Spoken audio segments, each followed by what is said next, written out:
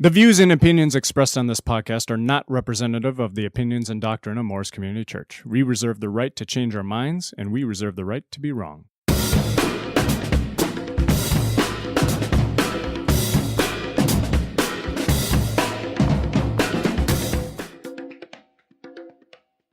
Welcome to the Roasted Christian Podcast. This is Bobby. And I'm John. Here at the Roasted Christian, we like our ideas the way we like our coffee. Over Skype. Over Skype coffee. I don't have anything to give you. I think in the last episode, episode 3, I said, hey, I did a French press, and I did another French press the other episode. I said, oh, I'm gonna make 2 different French presses for you, and you're going to taste them and tell me which one you like better. And we're now over Skype, and so that won't work at all. Right. Well, you could try throwing it at your computer and see if anything gets through. The podcast would end very shortly because I'm also using the computer to record. Yeah. I made a beautiful blend this morning. It's my it's my great uncle's blend of Dunkin' Donuts. It's the original, the French vanilla, and the hazelnut. All 3 blended together makes a custom Dunkin' Donut flavored coffee. Nice. It's pretty good. Well, I just recently went camping, and so I perforce tried the French press, and it worked really, really good. We did the percolator, so we just went camping, Whitney and I, and we did the $12 percolator coffee from like the camping section in Walmart.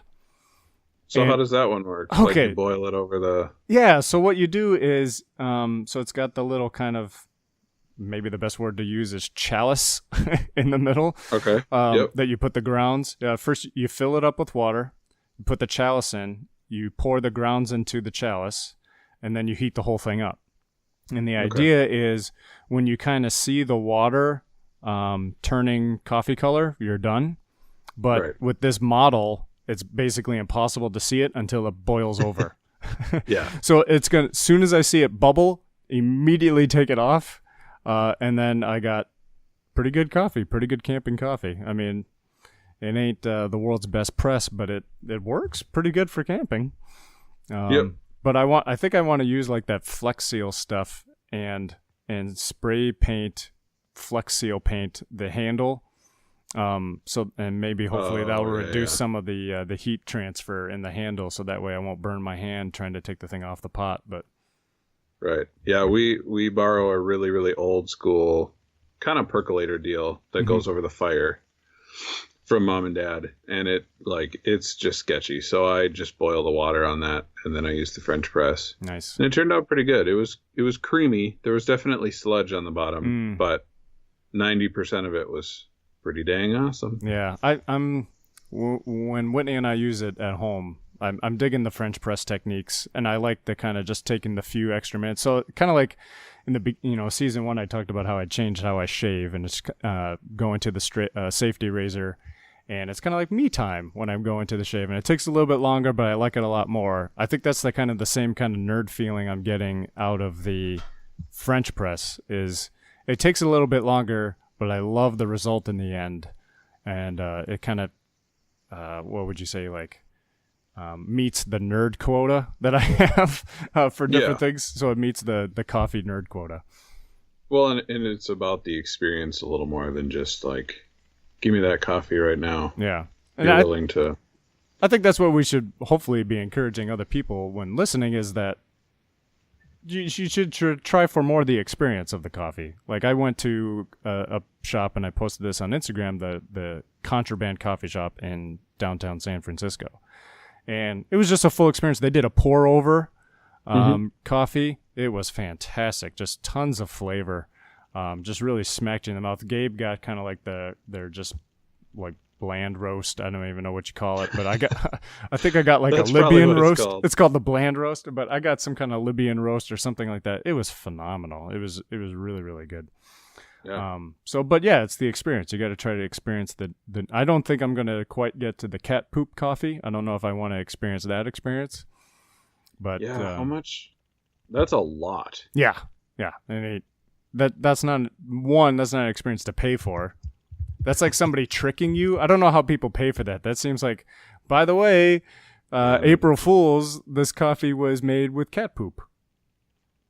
Yeah, Kopi Luwak, also called cat poop coffee or civet cat. Weird. There's literally a site called mostexpensive.coffee, and it's all about this stuff. Oh my gosh. So is that the most expensive, or what's the most expensive coffee? I think it is, yeah. Wow. So average cup of coffee is between $2 and $5 for a cup. Just for a cup? No, this is for average. Like you go to Dunn Brothers or Starbucks and you're like, give me a coffee. You'll probably pay in between that. Mm-hmm. For this Kopi Luwak, it's $35 to $100. Oh my God. And I was like, $5 for one cup of coffee. That's expensive. Yeah. So it's apparently it's just depends on where you get it. But this says it's anywhere from $100 to $600 per pound. Oh my gosh.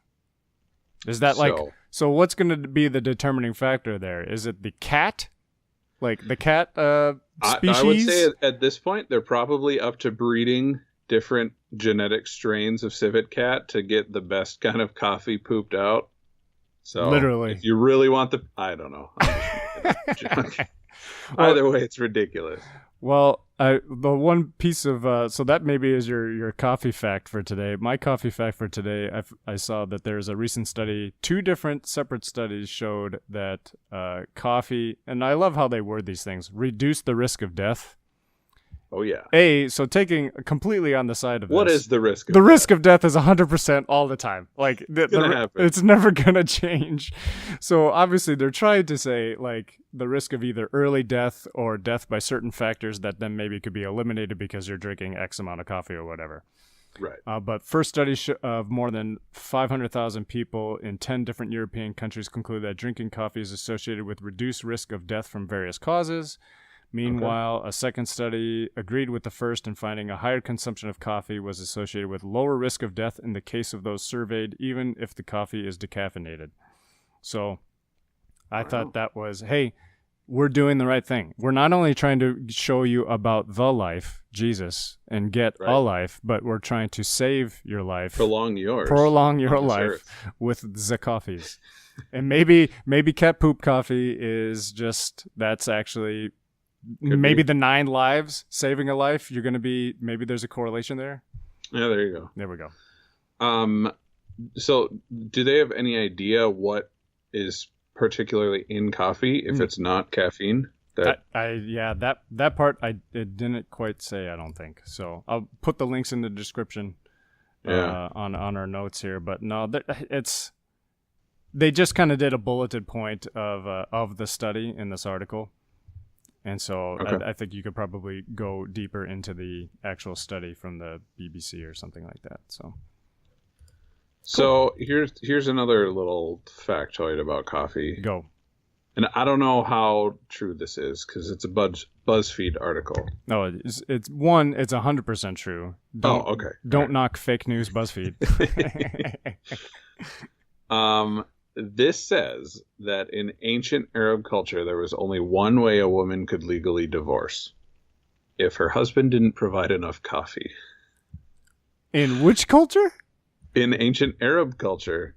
Oh my goodness! So he didn't provide enough coffee for her to consume during the week. It's 10 that cups. Made him an inadequate spouse or something. I don't know. I mean, it sounds a little far fetched, but coffee has been in Arab culture forever, so I don't know. I bet you it was used as a mechanism for trade.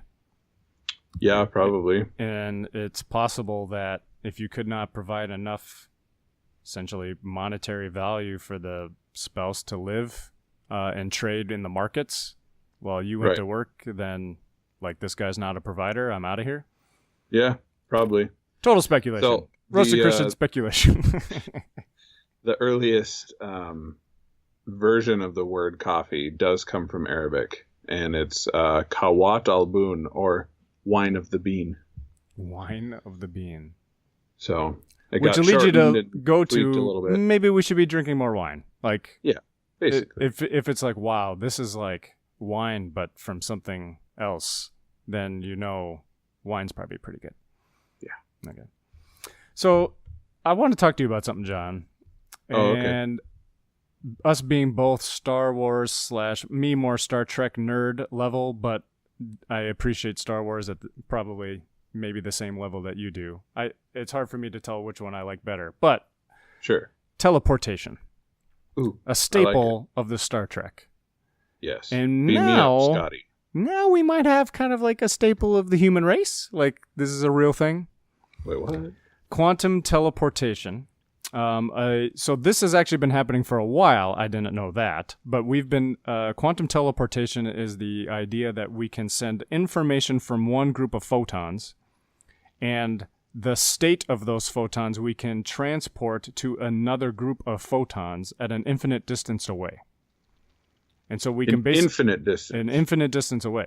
Now that's the theory. It's not a determinate amount of distance. Okay. Yep. So yep. what's been happening is that we can do it, and then we've been able to do it farther and farther and farther, to the point now where the Chinese have taken the information from a photon on a desert on Earth and have transported instantaneously that information to the photon, that state, to one in a satellite in space.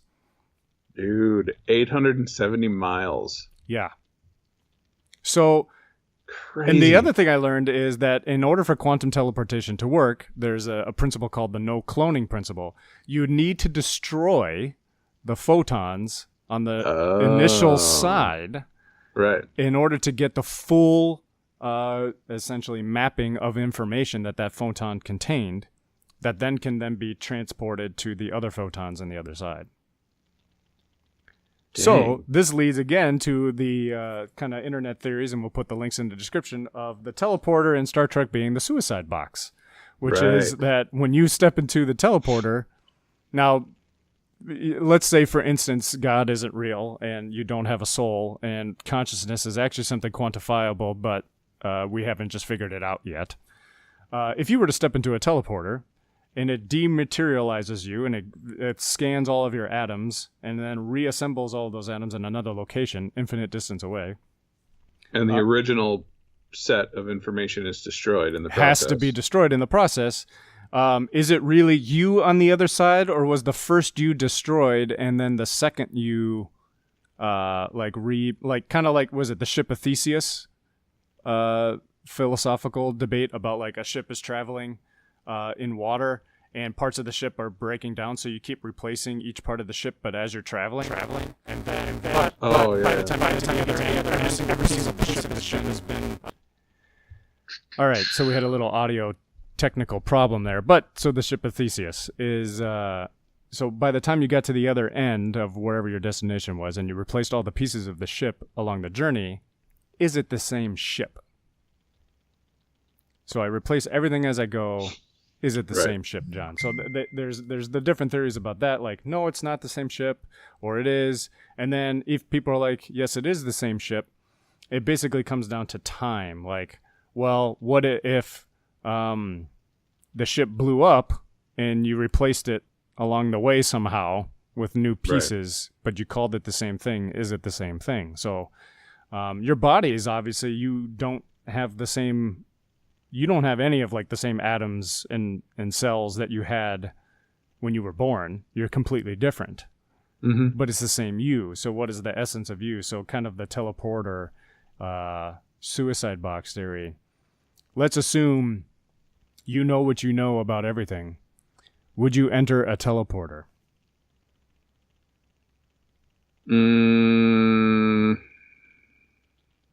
Would you run the risk of your consciousness being continued by another being that gets reassembled on the other side, and that has all of your memories, and just continues on like nothing changed, but it wasn't you because you died, and there's a new you going on thinking it's you.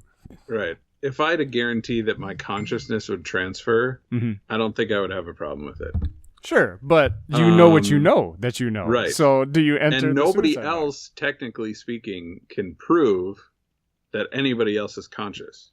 Nor can you prove about night. So the stream of consciousness, the question is like, is your is when you go to sleep, is that also kind of like, in theory, a suicide box? Because because in essence, you go to sleep, your stream of consciousness maybe cuts out if you don't remember any of your dreaming or whatever. Grim Reaper comes, takes out you, puts in a new you, stream of consciousness continues. Is going to sleep also a suicide box? So it's interesting to note the end of this article says people often think of teleportation as moving an actual object from one place to another. Mm-hmm. People have the Star Trek approach, Monroe says. They think of atoms being teleported. What we're doing is moving information from one quantum bit to another quantum bit. Yeah. There's no matter, only information. So I suppose in order for a living human to work, you would have to have basically a functional living organism to beam your stuff information or your consciousness into. Yeah. And then, of course, like your original self would be. So it would almost be more of an obvious suicide box than like Star Trek was. And the cool thing about what this does is it leads to the quantum internet, the theory of the impenetrable, most secure internet, because we would be able to transfer information from whatever source to whatever destination without There's no way any to medium. intercept anything. There's no way to intercept. And so that's kind of like the next leading maybe result. Or a practical result that we can get from this is the quantum internet. So, dang. Yeah, that would be pretty cool. No need for wires. I have a quantum box that can send information over an infinite distance in the universe. And basically it's just going to go to China, but that's about it. Right. China. Okay. Yeah, they're going to get all of our stuff and they're going to get it quantumly. So what? Okay. Maybe I should know more than I do. What does quantum mean? Ooh. You got. I'm just a slowly developer. I don't know these things. Okay, so quantum, according to the dictionary, is a quantity or amount or a portion or a part. So quantum data would just be an amount of data? But I guess the connotation of quantum is small, like the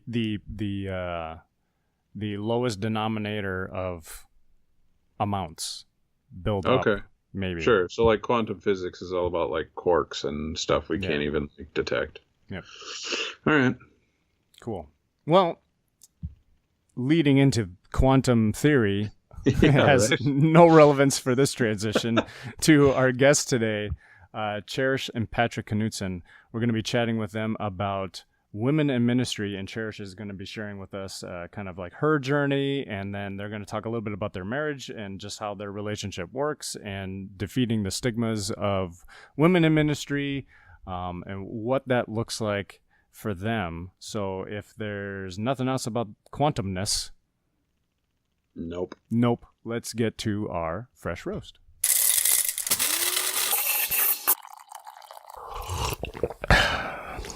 Okay, Roasted Christian listeners, today for our fresh roast, we have Cherish and Patrick Knudson. I want you guys to say hi to the listeners out there. Hey. Hello. We're going to be talking today about women in ministry, and Cherish and Patrick have kind of a unique, well, not totally unique, but a different perspective. Cherish is are you a senior pastor? Is that what your official title would be? Senior pastor? Yes. And Patrick, you married her as a senior pastor. I mean, you knew that going in. How crazy of you. Yeah. No, I was very new in the Lord. I guess I didn't really even fully see the big deal in it, and I still really don't. So. Yeah, that's a good thing. All right, great. So why don't you guys introduce yourselves to the listening audience and tell us a little bit more about who you are and what you do. All right. Well, my name is Patrick Knudson. I'm from the Morris area, and I live up here in Ely, Minnesota now. It's a beautiful God's country up in the middle of the woods. kind of dubbed the end of the road radio up here. Um, we have a beautiful home up here. I actually work right now with a fireplace company off offside of ministry, and we pastor a church together here in Ely, where my wife is the senior leader. She's been leading now for about 8 years. 10 years now. It just keeps going up. And we'll yeah, right. But she'll tell you more about that. But we are very, very happily married, and I'm sure it'll come out in the questions. Our home life is extremely blessed with the order of things, and and as we talk about the way it runs in the church, it doesn't even miss a beat. So it's just that's who I am. That's what we do.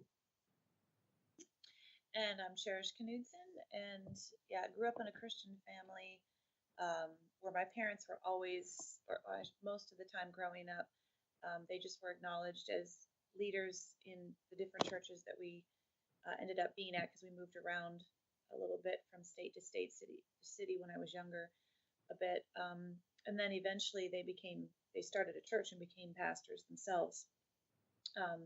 My dad started as the senior pastor, but he was working a full-time job. It became very difficult.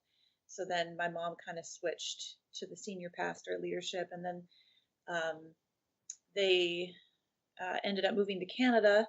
I'm sure we'll get more into detail on some of that later, but the baton was passed to me to be the senior pastor, so that's how I ended up in the position. But raised in a Christian home, and kind of always felt like a pastor's kid for most of my life. So it's very natural for me to be in ministry. Did they plant the church that you're currently at and then move to Canada after that? Yes. Yes. So that was about 10 years ago? Yep. It was in 2008. So how long was your mom the senior pastor? Oh boy, I don't know if I could say exactly. They started the church in 97, and they handed it over to me in 2008. And it was, oh boy, again, my memory on that's not going to be clear. Maybe the second half or the last quarter of it or something like that. She was more the senior leader. My dad just didn't have the time. He worked full time on another job. And my mom was a stay-at-home mom. She homeschooled us, and it just was more natural for her on many levels, actually, to just become the senior pastor. So it kind of made a gradual switch. So you had almost grown up with that idea a little bit, maybe more than others who just kind of. Yeah, and I also was exposed a lot. While my parents were pastoring, I was exposed a lot to other women in ministry, other senior pastors, some in the city, some in Grand Rapids. So I was exposed to it. It was pretty normal for me. My dad struggled with it biblically at first, and but he came to a reckoning with it, I guess. I haven't talked to him about that in recent years so much, but he fully supports me, and I think he's, biblically come to peace with it, because he wasn't raised that way at all. So. Yeah, well, I think a lot of people aren't. Yes. We've got this kind of elevator speech. If you're going down in an elevator and you meet somebody and they're like, all right, what is even with women in leadership? What is with women pastors? I think the Bible says that's not true. And you have the space of an elevator ride to kind of give them the lowdown. What do you say? What do you do? Yeah, and I've been asked that question, of course, many times. Biblically, I'd say growing up, I wasn't familiar with it either. It wasn't until I was in my, late teens, early 20s, that I really became more familiar with it and even began to study it myself scripturally to find it out. But yeah, it's, all of the areas in Timothy and just the different portions that we call them the problem scriptures, so to speak, about women in ministry. When I began to dive into it, totally open-minded to go either way. I just really wanted to know, so that I could, because I want to please God and do what's right. I don't want to do something I'm not supposed to do. So I went into it truly open either way. And all I found was Paul addressing troubled situations. But if you take his letters as a whole, for example, in Romans, he acknowledges the apostle Junia, who most modern scholars believe for sure that she's a woman apostle. He also, the apostle Paul would on occasion even acknowledge the woman ahead of the man in a husband and wife relationship, as far as, thanking people for their work in the body of Christ. And then, he says there's no male or female in Christ, no Jew or Greek, so you have to take scripture as a whole to interpret it correctly. And as I've dove into every individual problem scripture, quote unquote, I don't see a problem. What I see is a misinterpretation of people who've been raised a certain way, and it's hard for them sometimes to read the scriptures from that truly open perspective. They sometimes read it to interpret what they already believe is going to come out of it. So, yeah, that's my quick example of explanation. So I'm guessing you would have come across individuals who kind of, I guess, just the idea of a woman senior pastor would rub them the wrong way.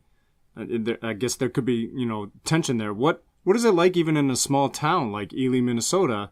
I mean, do you find tension there just because you're a woman pastor? Well, yeah, because we're a town of under 4,000, so yeah, it's small. I think that my mother encountered more issues with that than I have, honestly. I've encountered some, but what I've noticed is, our world keeps changing. And even my mother's generation of pastoring to my generation of pastoring, age-wise and just time-wise, she definitely hit a lot more friction from other pastors, an adjustment and not always an acceptance. And sometimes, difficulty with that. But we've got great pastors in this area in Ely. In general, they're kind, they're not rude, they're accepting. I don't know what they always think on the inside, but what's interesting on that topic real quick is that for me, yeah, I've hit friction, but to me, it's been very small, and I don't emphasize it. I think that women who are my mother's age, for example, who are women in ministry, because they've dealt with more of a challenge and friction, sometimes I've seen in that generation a bit of a defensiveness that just they wear it all the time. And some of these are real amazing women of God. In fact, all of them are. And it's almost like because of what the challenges they've faced and how they've been picked on, so to speak, they almost, without knowing it, sometimes they can carry a chip on their shoulder. I feel it because I feel more free from that, maybe because it's been easier for me than it was for them. And so they plowed the way for me. But what's funny is I have been voted in unanimously as our local Ely ministerial president for like the last, I'm losing count, around 6 years or something like that. And they unanimously voted me as the president. And we've since then, I've brought it up for voting, and they're like, no, we love you leading. You just keep doing it. So, I have been met with some amazing support and compliments from my leadership over all the pastors in Ely. And we're not just talking non-denominational pastors here. We're talking all kinds, right? No. Yes, all of them. So I think women have maybe been in the spotlight as far as like Christian celebrities for a while.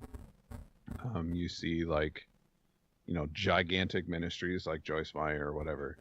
And I just kind of want to speak to the idea that there's like, you can be a speaker or an author or some kind of like guru as a woman. But they're like kind of a gap translating that to kind of small time, quote unquote, like pastorship. Like, have you experienced like, I don't know, maybe reluctance is the word, Sure. as far as like interaction, like on a shepherd kind of level? Oh, definitely. Yeah, I definitely agree with that. There definitely is a line that gets crossed there for some people, Yeah. where I accept this, but not that level of it. And honestly, some really people I respect. I mean, people who are, I really so value the word that comes through them and stuff. And some of them still hold to that opinion that women in ministry, great. Women in senior pastor leadership, not great. Yeah, it's funky Yeah. to me, but yeah. Mhm. Well, here's the thing. The definition, this is why I don't personally have a problem with it, not only scripturally, as I already said, I dug into that and I'm cool with that, but also because a senior leader, no matter what kind of ministry form you're talking about, biblically, they're the servant of all. Mhm. The greatest position should be the greatest servant. That scripturally, that's it's not about notoriety, it's not about fame, it's not about prestige. It's about, like the Apostle Paul talked about, I'm a bond slave, I'm a servant. And so, why can't anyone be a servant? Whether it's a child or so the whole crossing the line thing, this is okay, but that's not. It just in the heart of God, I miss that connection of what's the problem here. I I don't see myself like, wow, I'm the senior pastor. In fact, I never wanted to be a senior pastor.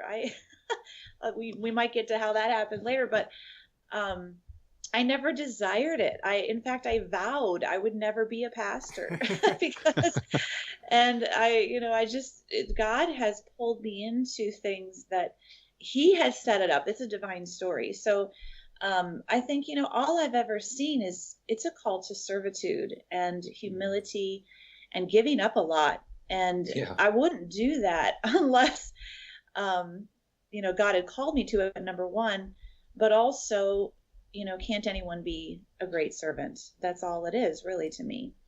Yeah, I'd interject on that and add that, um, as we, in an American society, and also, throughout the Christian world, I've seen like the word pastor, and that name has been elevated to like they're the leaders of the church, like and it's really formed this like, they're the tada of the Christian, like Yeah. this pastor up Right, there. they're And the pinnacle.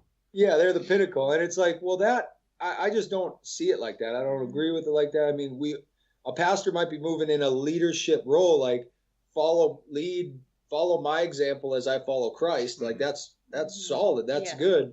But like all should be stepping up to a higher calling, and it's not like one is greater than the other in the pastoral. And when you take that out of it, that the pastor is just another servant, and though they might be in a leadership role, like if you take it out of that context, then it's like, well then, and that's how I kind of look at it, and that's why I don't feel like it's a burden that my wife is a leader mentality, the leader pastor, because it's like, well, still my ultimate leader is God. My ultimate, leader is Holy Spirit, and that's how I serve. That's how I lead, and it's not intimidating then of a pastor.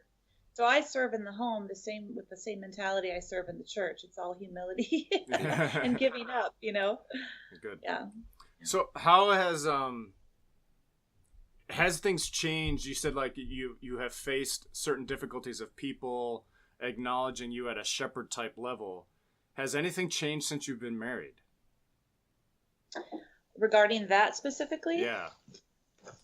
Because now I don't know if anybody would have like the perspective of, well, she has a man in her life to kind of correct her, where she, now she could be a shepherd. You know what I mean? Like they might feel, well, now I'm more comfortable with hearing advice from her because I know she has the ear of a man around.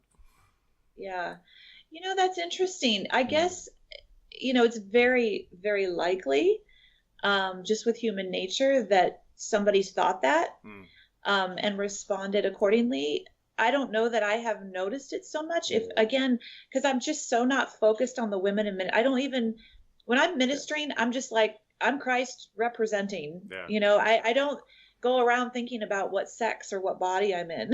Yeah, sure. So, but some women in ministry do. I mean, and that's sad to me.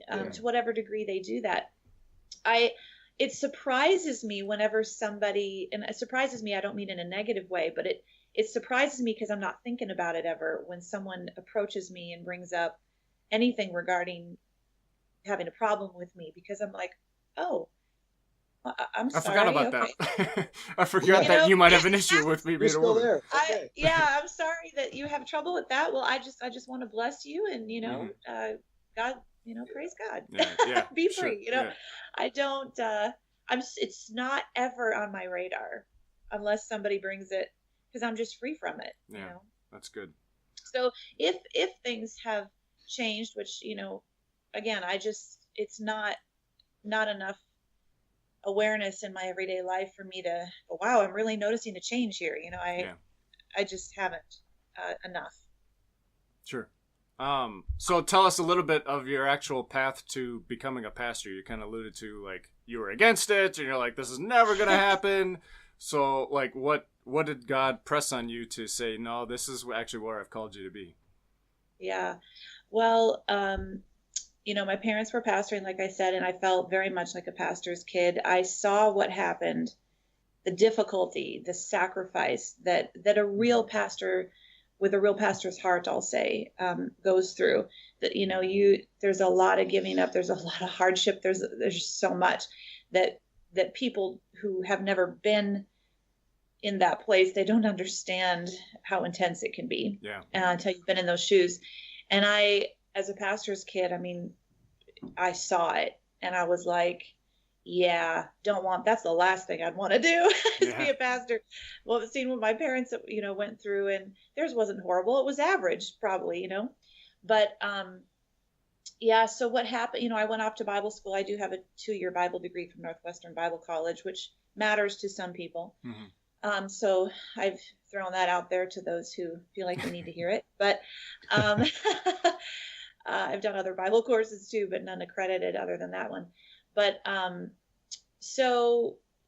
then when my parents decided to move to Canada, and, the question was, of course, what's going to happen to the church? And, my mom, being the main forerunner with the church, was the main one who was like, wow, God, seeking God, what should we do? And she happened to be reading a book about passing the baton, and I kept coming to her mind, but she wasn't saying anything about it. She kept it in her heart, private. And then our church was then and still is now under the spiritual covering of a group called the Omega Team out of the Twin Cities. It's a group of, missionaries, apostles, prophetic people, pastors, men and women, that was started years ago, and they just oversee churches. And actually, in the last couple of years, they invited me to be on the board of that Omega Team. So now I'm on the board of our spiritual covering for our church. But so now I'm helping to oversee many other churches and individuals in ministry, male and female. So that's, another part. Anyway, so at that time, when my parents were trying to figure out what to do, they consulted, of course, the Omega Team. And at that time, the president was Alan Langstaff, who's, I think, in his 80s now. Real man of God. And he came up to see my parents. And my mom invited me to that meeting. It was my mom, my dad, Alan, and myself in my parents' living room. And my mom hadn't said anything about how she strongly felt God had shown her that I was to be the senior pastor, to take over. And she had asked me, like a few weeks prior to that, she said, Cherish, what would you think about taking over the church. And immediately I was about to say, oh no. In fact, maybe I even did. But then, the Lord has kind of had me do everything I vowed I would never do. And so I was slowly learning stop making vows because, God'll, it's things he had for me, and they've all been great. But I kind of stopped myself and I said, well, I won't say no, but I said, I have no desire. And I said, it would have to be God for me to take over the church. I said, I have no desire whatsoever. And she chuckled. She said, well, that's honest, And so anyway, it was a few weeks later or whatever that we had this meeting with Alan, and he knew nothing, of course, and he didn't even know me that well. I had just recently been ordained with the Omega team, and that's about the extent he knew me, pretty much. So we were all talking about what's going to happen here. The phone rings. I get up to answer it. I come back in the living room, and my mom's crying. My dad's crying. Like, whoa, what did I miss? And my mom said, Alan, tell Cherish what you just said. And I'll never forget this moment. Talk about the fear of the Lord. I felt like Moses. I'm talking the intense fear and honor of the Lord came physically on me, almost knocked me down as Alan spoke these words. And he said, Cherish, your mom was just saying, who are we going to turn the church over to? And he said, she hadn't even finished the question. And he said, immediately in my spirit, you came to my mind. He said, I pointed to where you had just been sitting on the sofa. And I said, she's the one. And my mom instantly started crying. My dad started crying. And because that was confirmation to my mom. Sure. And who hadn't said a word to anyone. And, just so. And Alan, he has an Australian accent, like a pretty strong one. So anything he says almost sounds like anointed. It's pretty awesome. So as soon as he said that, I was like, in my heart, I'm like, oh God, really? But then he said, so Cherish, God, he said, I believe that God has clearly shown me right now that you are called to take over this church. Will you accept this call to ministry? And he said, you'll have to give it more than 100%. Your heart needs to be all in. And it was just like a strong fatherly admonition within seconds, that just was like, went all through me. And it was like God, I could just feel him. He was like, say yes. And so I was compelled by the Holy Spirit. I mean, I told my mom it would have to be God. Well, God manifested it. I mean, it was intense. So I was like shocked, but I could not deny every fiber of who I am was like, oh God, okay. But it was about 2 weeks or so later, I was out on a walk talking to the Lord about this. And I felt, and I had never had an experience quite like this, I felt a physical mantle as I was walking, thinking about being a pastor. A physical mantle, it felt like, came and rested on my shoulders. And instantly my mind went to a different place. And I began to it was interesting. Instantly, my mind was in this place of being able to understand how to mentor people, how to pastor people, how to lead. It was just like and I just instantly knew things I had never been taught. And it shocked me. It overwhelmed me. And there's no question that right after that, it was like that was the initiative then, the ability, the grace that he just supernaturally imparted to me. It felt like Elijah to Elisha kind of a thing, passing of the mantle. It was very, very powerful. Wow. So I felt equipped, and I had a desire and a heart from that moment. Man, that's awesome. Yeah, it really was. So from that moment to actually then fulfilling the role, did you face was there any kind of opposition or any kind of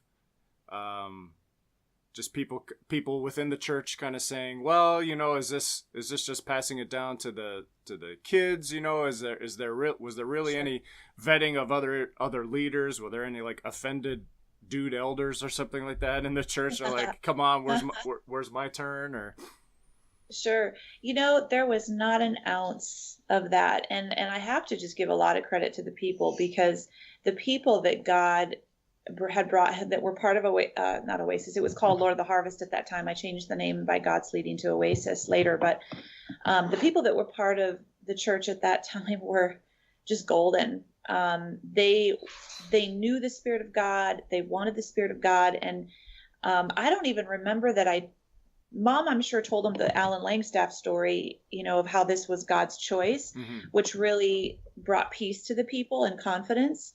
And I probably ultimately ended up sharing with some here and there the whole mantle experience that I had.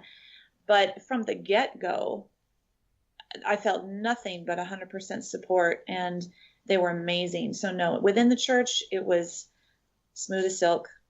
So Yep. would But you say Ely is like a liberal hippie zone or something like that? Because or are we're talking conservative Americans. God's country is kind of what I think about when I think very conservative Americans, conservative church values, traditional things, and all of a sudden they're like, "Yep, this is what we know that God is doing, is putting a female pastor in charge of this church." Yeah, we're double freaks in this area because first of all, we're non-denominational, and so we get the cult, Doug. we're the cult. Oh yeah, sure. We're the cult because we're non-denominational, and we've been around since '97, but that don't matter. Yeah, but and then because my mom, was the primary leader. In the major second portion or whatever it was of Lord of the Harvest. And then when I took over, now I'm young, single, and a woman as well. And I'm sure there's a whole bunch of labels. So we're just double cult, to a lot of the people in this area. It's the woman thing. It's the non-denominational thing. And so, but again, for whatever personal opinions might be stuck in the background of people's minds and hearts who are leaders spiritually in this area, they like me. I get nothing but encouragement. And again, I've been the ministerial president, coordinating activities, with communities. With churches, in this community. It just, behind the scenes, there is constant chewing us out that come to me periodically. So I know it's still happening. We just the other day sat down with someone who said, yeah, I told so-and-so I was starting to come to your church and having dinner with you guys tonight. And they're like, oh, you're hanging out with those cult people? Oh my goodness. So, it still goes on, but I don't ever really think about it. Yeah, but that, what's cool about that is, this was a man that's grew up in the construction world. He works for one of the construction crews in town, and, and it's probably more of the rougher crew, the drinkers, the real hard guys. And, this guy's coming out of that and opening, and God's just moving in his heart in some awesome ways. And, and to a typical, hard guy coming out of that stuff, it's just awesome to see the reaction to coming into this different church mentality. Sure. And a lot of them, once they experience it, feel the freedom, and they swell to that. They're in tune to that, and they like that. Whether they can overcome the stigma that the town has over us is another thing, but they definitely feel the freedom of coming into the church. They're just like, this is cool. Wow. So Cherish, now that you're in that spot, your story is a little more of kind of God's provision and grace. Now you're in it, kind of just fell on you. For the church at large, do you feel any desire to kind of crusade for your position, or do you think the church is just going to show up whenever it does, and that's up to God? Or do you feel yourself kind of maybe I should be the poster child for this kind of experience? No, I've definitely never had that thought or desire. You mean you don't want to be on national television? I've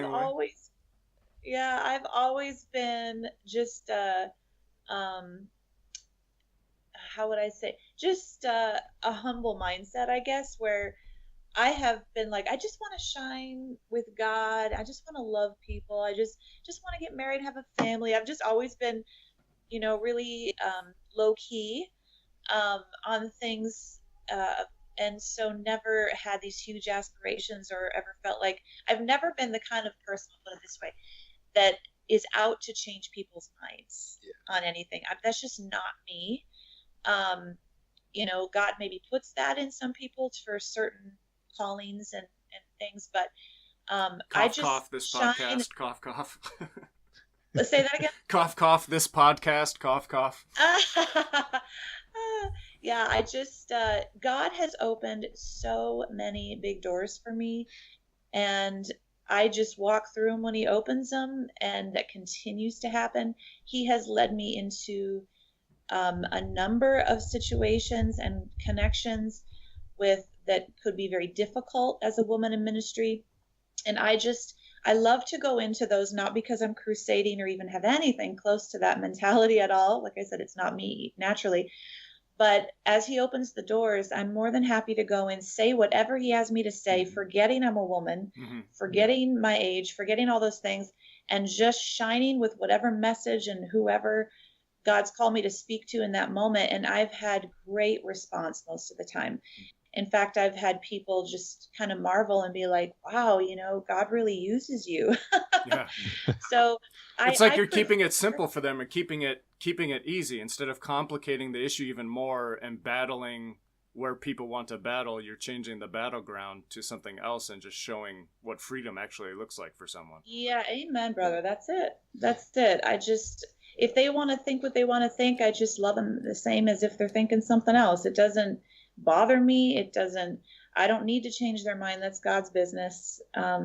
So I just be me, and I just enjoy God and minister to whoever and whatever He's called me to do. But God keeps reminding me, I'm opening bigger doors for you than you've desired. I'm like, yep, I keep seeing that.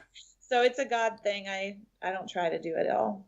Yeah. Yeah. And if I could go back to that elevator speech, just as my little role, it's like I would, in a quick second, I would say, well, the Lord moves in my wife as a worship leader, as the pastoral leader, in her sermons. The Lord moves in it so strongly, and you can feel Holy Spirit on it without a doubt. If you're in tune with Holy Spirit at all, He's there and blessing it. It's like, well, so if God's blessing it and moving in it, then He obviously would be for it in my eyes. Yeah. So it's like, well, that's a pretty strong indicator of here and now that the Lord is blessing my wife, be it a woman or not, as He's for what she's doing. So it's just, there's something else I was going to run with that, but yeah, that's, So then jumping to you guys together then. Traditionally, one of the arguments for a woman not being a senior leader or a spiritual leader in a church is because, especially if she's married, how can she be the spiritual leader in a church while falling under necessarily like what Ephesians and Corinthians say about submitting to the husbands? Like, you can't be a leader because you can't be a leader at home, so you can't be a leader in the church. So how do you not necessarily reconcile that argument, but what does life look like in the home and balancing that with in the church and your relationship specifically?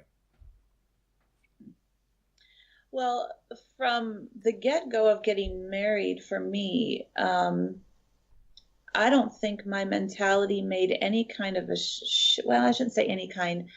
For the most part, there was no shift mentally for me to be pastoring as a single woman to now being Patrick's wife, because again, the whole servant calling.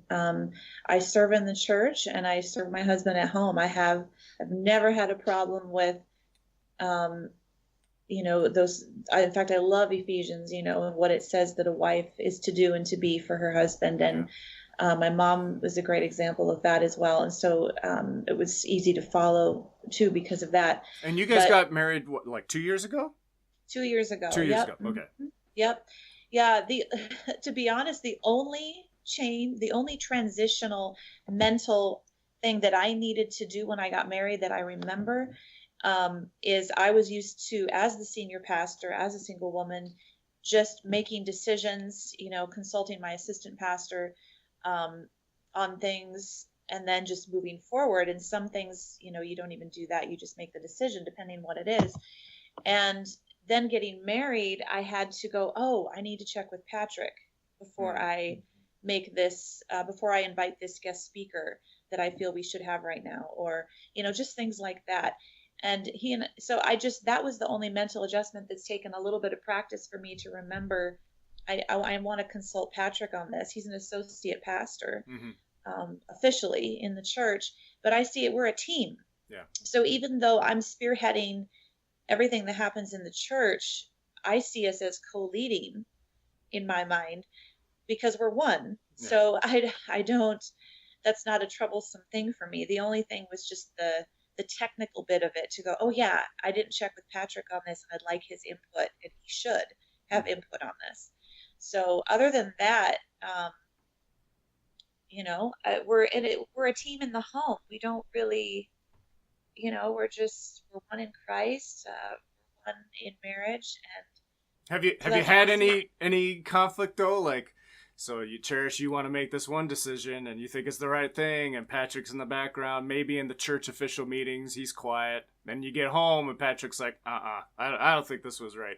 You ever have those? It was in my vows in our marriage to do that exact thing, to, if I disagree with you in public, that I will not make that known, and we'll talk about it at home. And I try to hold to that very strongly if anything like that would occur. I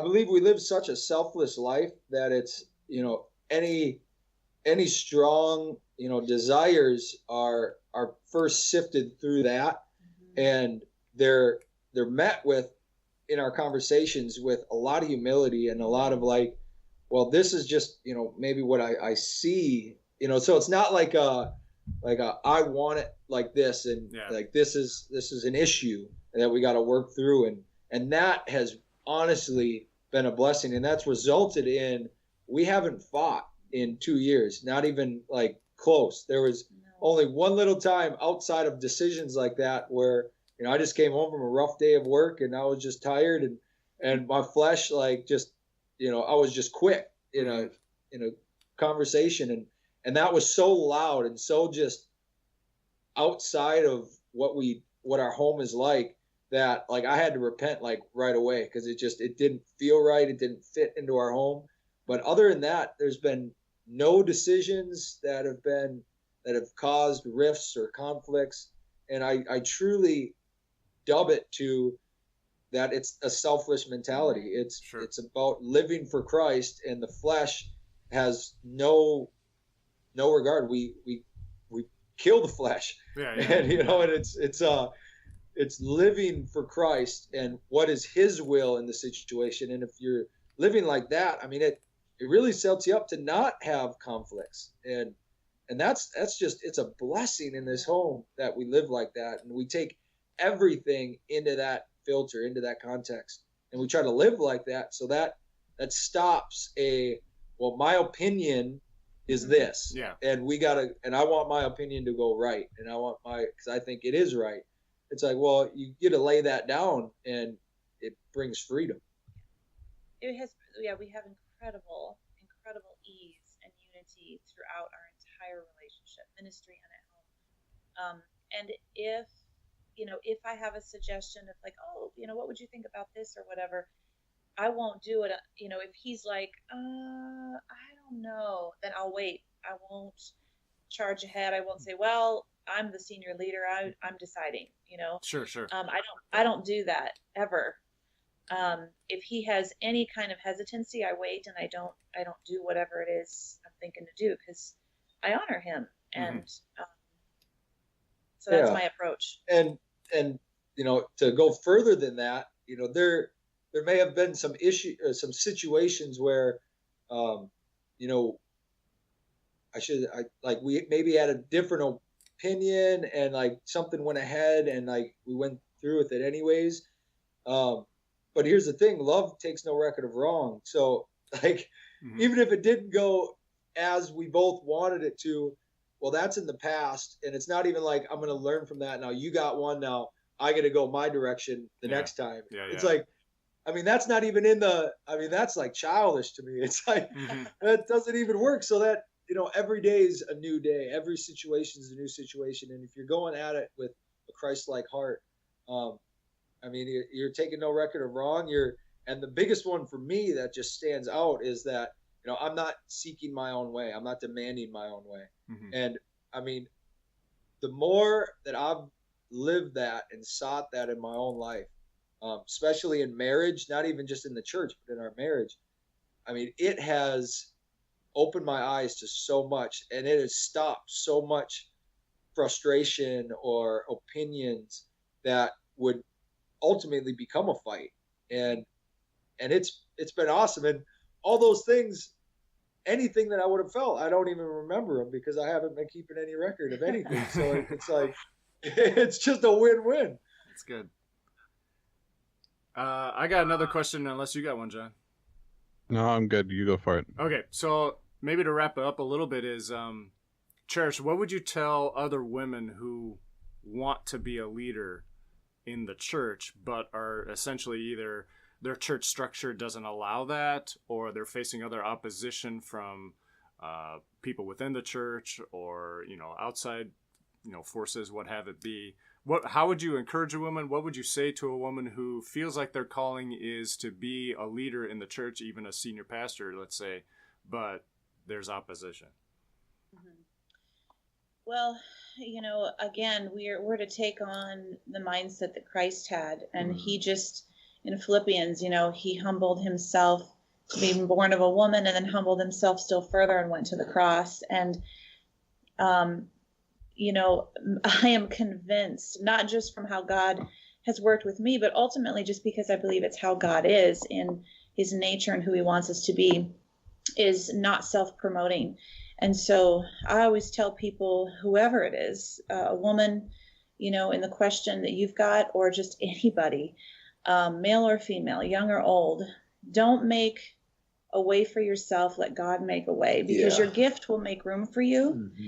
Is my strong conviction. And I have, we can feel a calling for something. And here's where I can see people jump ahead of God, which is why I just tell people, be humble, let God open the doors, is because people can feel they have a calling, and they very well might feel very accurately according to the heart of God.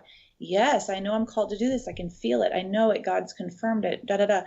But a lot of times our timing is off of God's timing, and his way is different than the way we think. And so, my advice would be, stay humble, go after God, become Christ-like, have the mind of Christ, humility. Just begin to serve and shine and do what you can do in representing Christ in the way in who he is in you, in your sphere of influence right now, whatever that is, whether it's small to you or becoming bigger or whatever it is. Be Christ-like. And I am convinced that God is big enough to make room and open doors that you never could have opened yourself. And so I never want to see people self-promoting. Now there's a difference between self-promoting, jumping ahead of God, and beginning to take a step of faith in an area, to move forward. There's a difference between those. And, God will set up relationships and connections to show you how to maybe make baby steps forward into what he's called you to do. Maybe it's, for me, sometimes it was God would suddenly, connect me with somebody who then that person would open a big door for me ministry wise. And I'd be, wow, you never saw that coming. And so God does those kinds of things.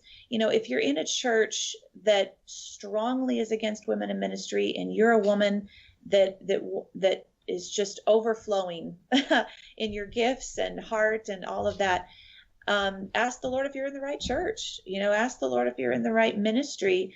For starters, make sure you're in the right place, because you don't want to waste time in a place that you feel loyal to, but it's not where God's trying to take you. So make sure you're in the right place. If you're in the right place, then just stay humble and just continue to grow spiritually, and let God surprise you with the doors he'll open. Yeah.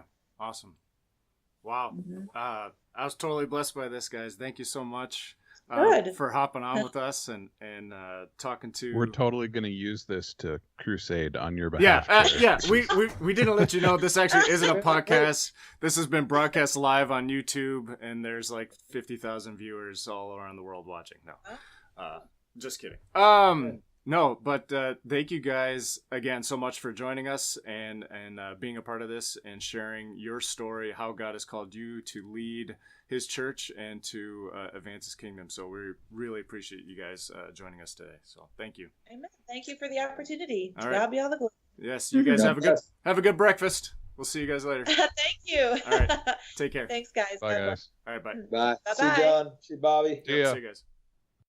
Well, thank you, Cherish and Patrick, for your input and taking the time with us to share about your adventures in women in ministry and answering our questions. And hopefully our listeners, you learned a little something, and you can continue the conversation and ask your questions, with this podcast on the social medias, and let us know your feedback, and let's continue the conversation. But for now, our segment today, new segment, Johnny. I'm always liking the new segment, and I like the games. I like playing games. Yeah, you do. We're going to play a game. The game today is Guess That Record. I'm going to give you 8 Guinness World Records in multiple choice, and you're going to tell me which you think is the actual value or for the record, or what the actual record is. Okay. You ready for this? No. And if you get 4 out of 8 correct, you are great. If you get 5 out of 8 correct, or you get great plus, I don't know. Here we go. All right. Okay. Those listening at home, join in. Guess the record. First one: the fastest 100-meter hurdles wearing swim fins by an individual female. Oh, gross. That sounds like death. Here you go. Multiple choice. Is it 19.33 seconds, 22.35 seconds, or 31.12 seconds? Fastest 100-meter hurdles wearing swim fins by a female. I mean, I don't know what the fastest 100-meter hurdle is by a normal, unencumbered female. That's true. I guess it's in the 10 to 12 second range. Probably the 11, maybe the 11 to 13 second range, something like that. Okay. Okay, so it's 19 seconds, 22 seconds, and 31. 31. We'll kind of go middle of the road. How about 22? Hey, John, you got 1 correct. Good All job. right. All right. 1 for 1. Next, the weight of the largest rubber band ball. And I'll give you just a clue. This is some dude in Florida who did this. Oh. Is it A, 9,032 pounds? Is it B, 3,029 pounds? Or is it D or C, 923 pounds? You see what I did with the 9s and 2s and the 3s. Yeah, I'm all sorts of confused right now. Weight of the world's largest rubber band ball, 9,000 pounds, 3,000 pounds, 900 pounds.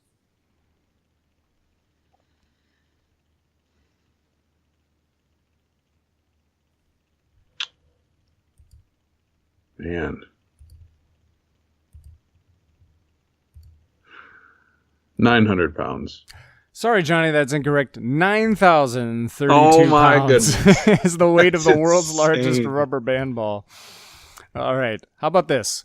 The most beer steins carried over 40 meters by a female, and this is not on trays. This is holding beer steins. Okay. Full of beer. Wait, so these are open Open glasses. beer. Yeah, glasses. Yep. Okay. All right. Yep. The talls, if you were. Yeah. Is it 19, 21, or 25 beer steins? Dude. Either way, I'm super impressed. Yeah.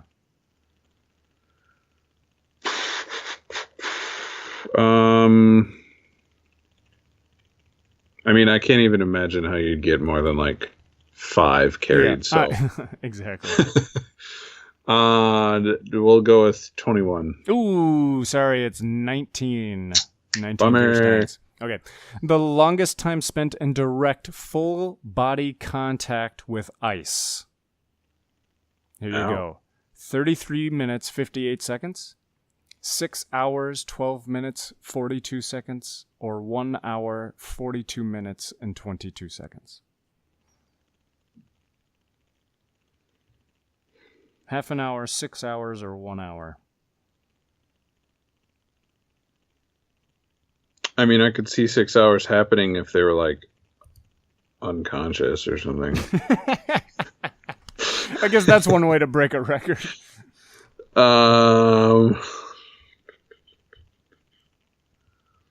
We'll go for an hour. You are correct. All right. 1 hour, 42 minutes. How about the longest beard? A guy in Canada. 11 feet 8 inches, 7 feet 8 inches, 21 feet 8 inches. Whoa. Now remember, it's Canadians. 11 feet, 7 feet, 21 feet.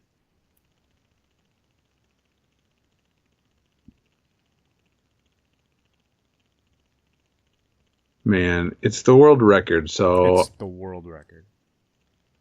I was thinking 7 sounded a little too reasonable. So we'll go with 11. Ooh, you should have stuck with your gut. It was 7 feet. Okay. How about the heaviest weight pulled with the eye sockets? Oh, Is jeez Louise. blank done by a guy in Italy in 2009. Is it 297 pounds, 907 pounds, 1,127 pounds? By the eye socket. By the eye sockets, my man. How did they even... What? Hey, you got piercings. Like, you just put a little hole, and then you just tug. You know. You Yeah, but put the a little hook in socket? there. Yeah, What the heck? Okay. you put a little eyelet, like, into the eye socket. You just screw it in, you know. It's bone. It's pretty hard. Sure. You just yank. I'm going to go with the lowest value. Was it? Or 297 pounds?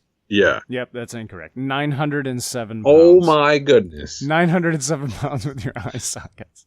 Yuck. All right. Simon Elmore of Germany broke this record in 2009 by holding blank straws in his mouth for 10 seconds. Straws, like sipping straws. Okay. 200, 300, or 400 straws in his mouth for 10 seconds. Like entirely in his Yeah, mouth? like, well, not entirely, like they're sticking okay. out of his mouth, Yeah. you know. I'm glad for the listeners at home that, you know, like, is a visual for you. Totally. Yeah. Just kind of it. Yeah, 400. 400 is correct. All right. I can't imagine 12 straws out of 400. All right, the last one, question number 8. You have 3 correct. This one would get you This is to to 4. win the super, great, right? great label. Great. Yeah. Oh, yeah. Zdeněk Zaharak of Czech Republic survived blank number of days, buried in a coffin underground with no food or water and only a breathing pipe connecting him to the outside world. Buried in a coffin alive. How many days? 4 days? 10 days? 14 days?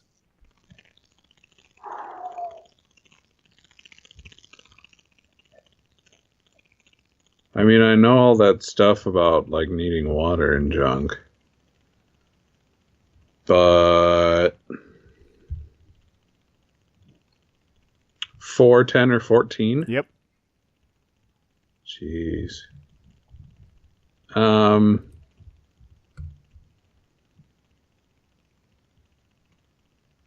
Give it to me, Johnny.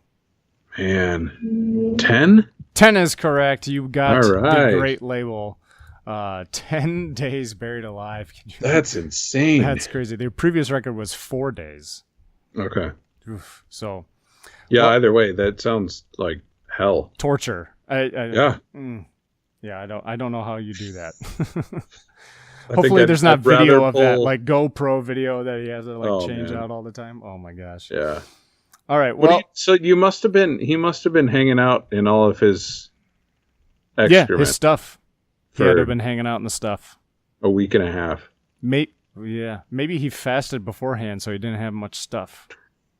Yeah, because you want to be hungry going in for sure. You're That's gonna probably- spend 10 days. It's probably true, but he probably part of the preparation is fasting and drinking, right?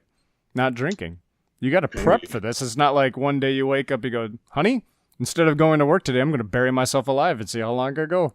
Yeah, there's probably a little bit of run up, but that I would guess you'd probably want some calories in you like the day before, whatever. Who knows? I don't know. All right. Well, listeners, please like us on Facebook, follow us on Twitter and Instagram, download previous episodes on iTunes, Google Play, or at roastedchristian.com. Thank you for listening. This is Bobby. And I'm John. And I'm going to say thank you for listening again because I screw that up every time. Oh, okay. You're welcome. There we go.